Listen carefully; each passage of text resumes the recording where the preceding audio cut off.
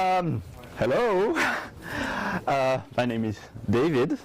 I was working on a project called Project Lighthouse, which I initially planned to introduce to you today. Things were a bit complicated. There were a few interesting plot twists between the time I submitted this talk, then the time I finished the slides, then the time of, well, when I'm presenting.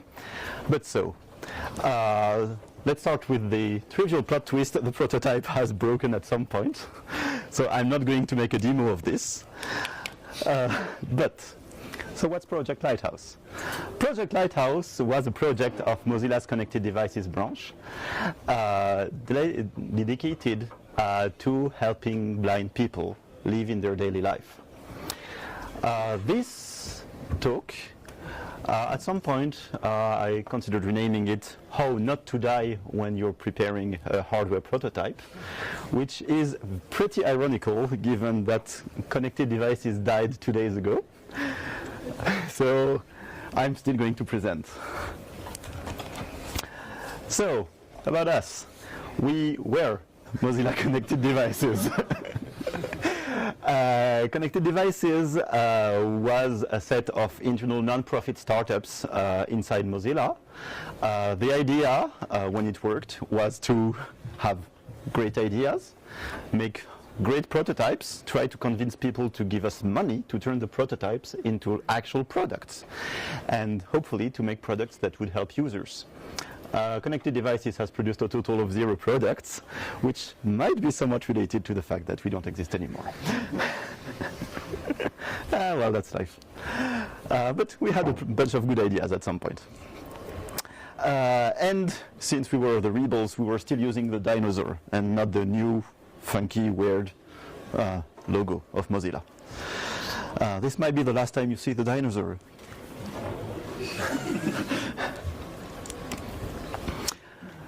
So, I didn't really tell you what this is about. I mean, what Project Lighthouse is about. Because initially, Project Lighthouse was about, we know how to use cameras, we know how to program this kind of thing. Can we do something not creepy?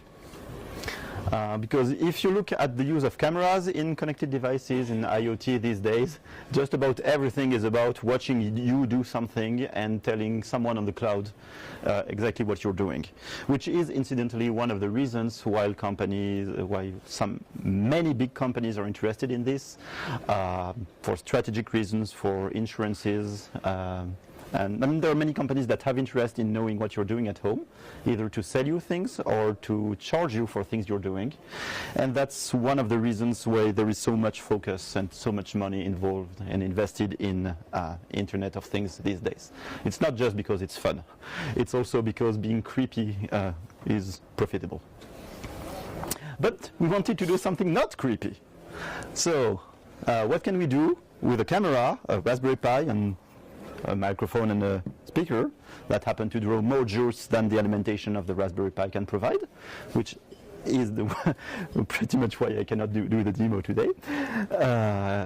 Not the only reason. And can we do something useful? So sometimes the solution meets the problem, because there turn out to be some people who have interest in having a camera and something interesting done with the camera. Some people's life can be changed with a camera. So according to the World Health Organization, there are close to 300 million people who live with a sight impairment. About 30 million of them are entirely blind, but still, that's many people who have trouble in everyday life recognizing objects, for instance. This means that in shops, these people have lots of trouble. They need help to find out exactly what they're buying. And since shops tend to, at least in big shops, tend to change the place of things regularly to force people to revisit everything, if you're vision impaired, you're in trouble, because they are actively working against you, against all your brain or your muscle memory. They are trying to force you to not know where you are anymore. There are basically the solution is find help. So there are a few devices that I know of, essentially 2 specialized devices to help people in this kind of situation. They both are pretty much more than $2,000 for something that actually contains this kind of hardware. So the idea is, I mean, that's worth about $30, maybe 40, I don't remember, but plus the battery. But. So the idea is, can we do something open source, open hardware, and cheap? And we set out to try that. So more specifically, we wanted to help vision impaired people recognize household items, because if you have 2 packs of the same size, it's pretty hard to know, well, if you have 2 cans, one is Coke and one is, I don't know, Fanta, you have no way of knowing which one is which if you don't see them. But in that case, it's pretty easy for a camera to make the difference. Other things are much harder, but we tried to see if we could do that. So we actually got good results with the one above and pretty bad results with the one below, but we only had a few weeks of development. So how do we do that? So we get one of these. That's a small camera. A little software, 2 developers.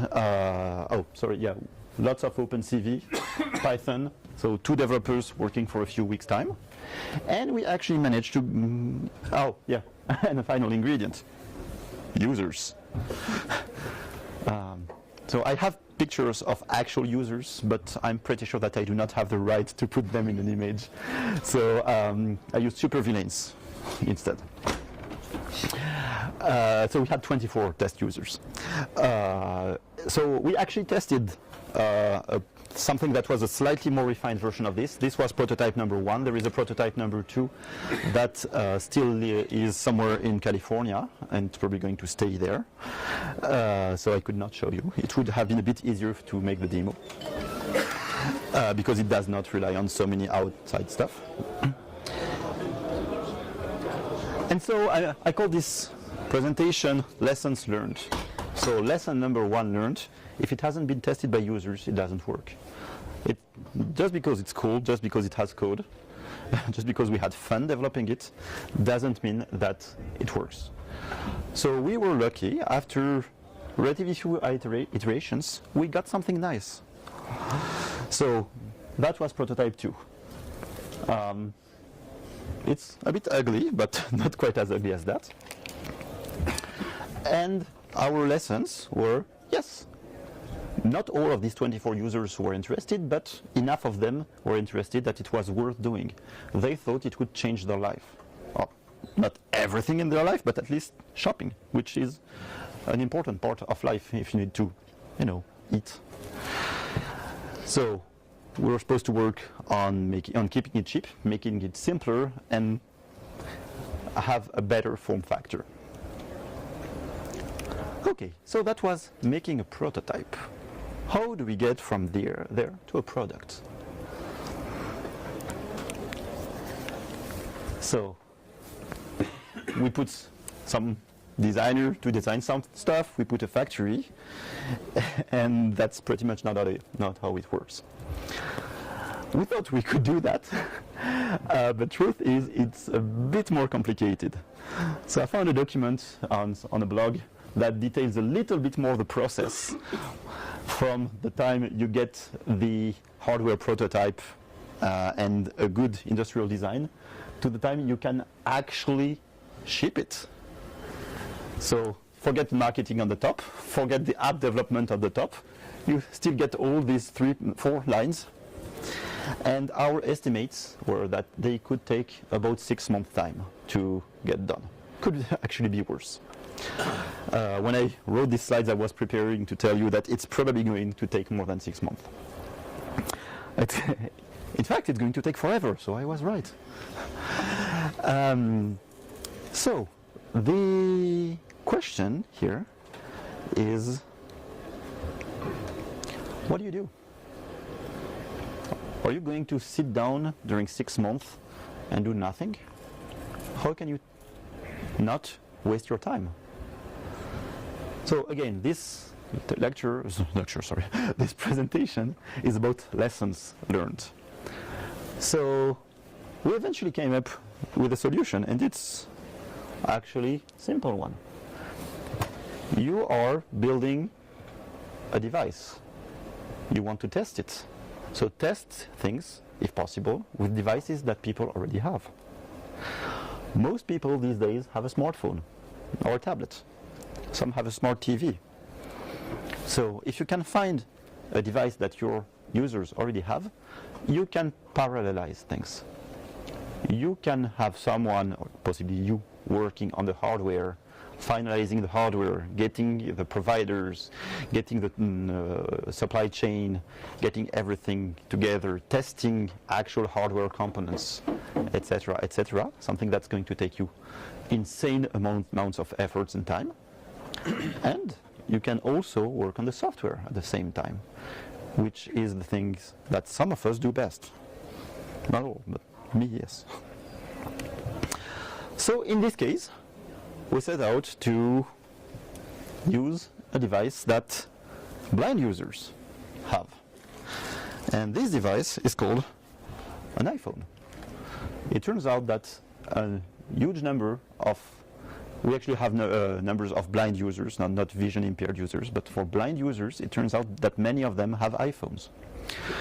In the US, it's like 85% of those who have a smartphone have an iPhone, and many of them have a smartphone. I don't remember the exact numbers. So this means that we got ourselves working on a third prototype that was that.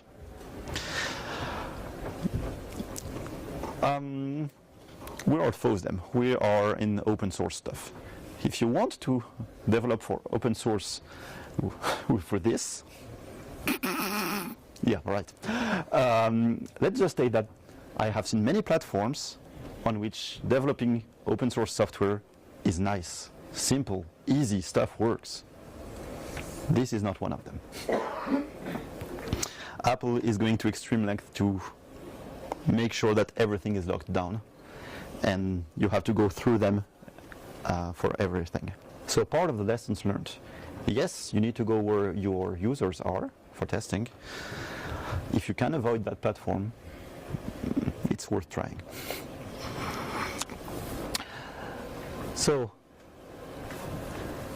we actually only got 3 weeks of work on that. So 5 weeks. Most of the time for me was spent actually getting Xcode to work, getting unit testing to work, and trying to actually release binaries. We have not succeeded at that yet. Everything is locked down really tight.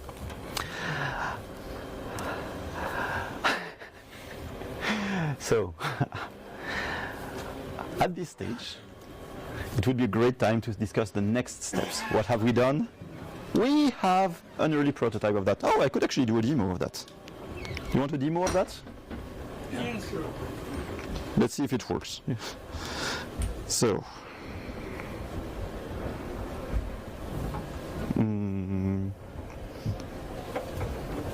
Place the item to be registered in front of you don't hear anything, do you?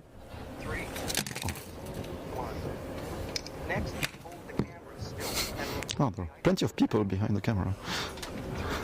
2, 1. After the Oh gosh, completely failed. Okay, so a complete failure. So it was trying to find out which was the interesting object in the scene, and apparently the interesting must be somewhere on the floor. Anyway, it's not the interesting object. Well, I think this really is a very good day for me, because also the microphone is dying on me. hold the camera still and Okay, let's forget about this demo. So, let's pretend that I have a very nice demo. What should the next steps be? Okay, fair enough. Make the demo work. That would be a pretty good next step. What should the other next steps be at that stage? At that stage, assuming that we have software that works nicely, assuming that we are still on track to get hardware, actually, we do have many nice hardware designs. I did not include them in the slides because I think they involve commercial partners, so we probably do not have the right to put them here. It probably doesn't matter anymore, but hey. So at this stage, our next steps would be, okay, so make it work for real. The prototype apparently doesn't work at FOSDEM. So open an issue doesn't work at FOSDEM. So we have been working so far on making some basic computer vision algorithms. Obviously, making better computer vision algorithms would be helpful. But the nice thing is, since we have the ability to prototype on this ugly stuff, we can iterate and parallelize. So people working on improving the computer vision, people working with actual users on improving the usability and the accessibility, people working with users, not necessarily the same ones, on coming up with new features. We were also planning to go further, because at this stage, this is an IoT session. I was talking about T, but there was no I. There is no I in team. So one of our plans was to make it social. Not in the bad way, let's add Facebook everywhere, but in the good way, as in sometimes people need more help than just identifying something easy to identify. Sometimes people need help to find, oh gosh, I'm wounded, does it look bad? One of my breasts feels large, am I sick? I mean, that's a pretty good one. And well, that's the kind of reasons for which you need more help than just what a dumb machine can help. So we wanted to help people share their questions with people they trust, and possibly, in cases that were much broader, share questions with just about any volunteer. So we were in parallel starting to work on a platform for crowdsourcing questions from people with sight impairment, such as, what is that object? What am I doing here? And that is probably not going to be released ever, because there is no single line of code written yet, and nobody paid to do it anymore. But that was the plan. So, in parallel, as I said, if you don't want to die, you want to avoid multiplying devices, real devices. But you can, again, fake stuff using existing devices. Once you have software running, I mean, one of our industrial designs, for instance, was actually a necklace. A relatively heavy necklace containing, well, basically this. And that's something that we can fake easily if we have software. We can easily make prototypes that don't have to go through a factory for that. You can pick a real necklace or anything that fits around your neck, try it, and attach stuff. That's not sufficient for commercialization, but that's more than sufficient to find out whether it's too heavy for users, or whether users actually manage to point the camera in the right place. Because we actually got tests, and tests actually say that blind people point cameras very well. That was a very good surprise. They have difficulties judging the distance, so sometimes it's too close, but it's centered. And that's good, because that's something that needed to be tested. So anyway, if you want to avoid relying on having a finished hardware device before you can iterate, and one of the ways to do it is to have fake device.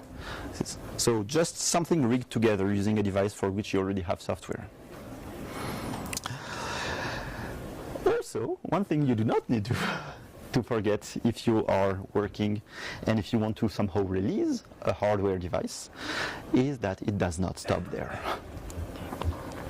You probably have lots of legal things to cover that we are not used to in the open source world. In this case, people could possibly have accidents because of this, physical accidents. People trying to use it to identify medications, for instance, could end up with the wrong medication, or they could end up with rat poison, eating rat poison because we had told us that it was beans, red beans, something like that. That's pretty tricky. So of course we want to make sure that the software works, but many of these things have real-life implications, which, among other things, involve lawyers. In this case, we should also have been in touch with a number of people, such as organizations helping blind and sight-impaired people, because that was the best way to get in touch with our users. And one thing that's often overlooked is the Kickstarter. Kickstarter, people generally see it as a way to raise money. The secret of Kickstarter is that this is not true. Kickstarter is actually a marketing tool used by companies to measure interest in a product before they develop it. If people are willing to invest $10,000 or $10 million, that depends on the product, this means that you can sell the product. I know of a number of cases in which Kickstarter has been used to sell a product that had no any kind of existence in the real world, just to measure whether it was worth trying to build such a product. Some of our potential partners did that, for instance, and we had surprises. So again, if you're trying to build something and turn it from a hobby to something that you can distribute, Kickstarter is a pretty good tool for that. Not just for raising money, but to check if it's worth doing. That slide might be slightly deprecated. Okay, regardless, you can find all the software prototypes of Project Lighthouse on GitHub. And we have a discourse forum if you want to, I don't know, sympathize with us. Thank you very much for listening.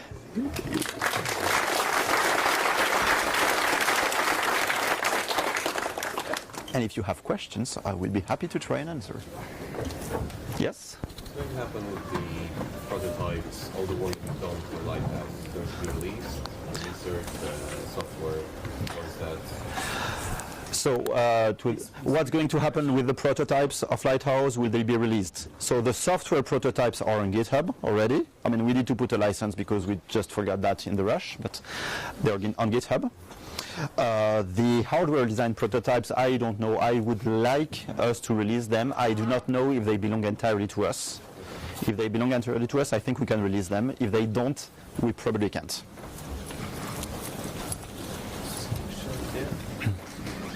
Yes? I was just wondering, if so many blind people, and I imagine you have smartphones, Yes.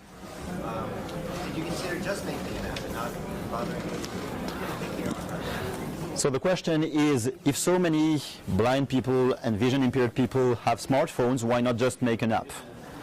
We also considered that. Yes, that was a separate track. I mean, I'm an IoT session, so I was concentrating on the IoT stuff. But yes, we considered continuing the app track past the prototype phase.